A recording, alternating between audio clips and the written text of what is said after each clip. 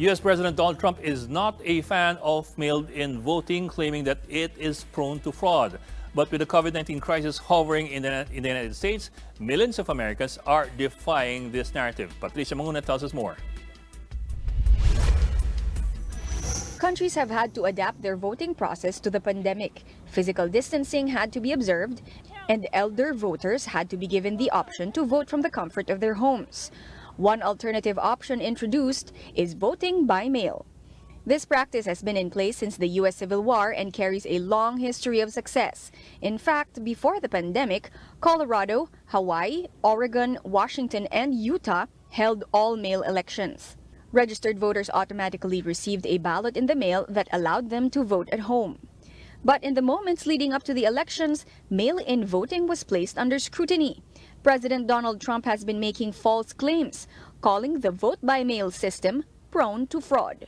I think it's a terrible thing when people or states are allowed to tabulate ballots for a long period of time after the election is over, because it can only lead to one thing, and that's very bad. States that use all-mail balloting systems refuted these claims, and multiple studies have found little evidence of voter fraud. Mail-in votes will take time to count. This is because rules in some states don't allow election workers to start processing mail-in ballots until Election Day. And with a deluge in mail-in ballots, final tallies will face delays.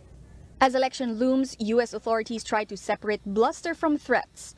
Trends from recent elections suggest a record-breaking 80 million postal votes cast this elections. The United States Elections Project estimates around 66 million ballots were requested. Over 90 million people have already voted. Already voted. They've had enough. They've had enough. There's too much on the line to sit it out. For News 5, Patricia Mangune. We are One News.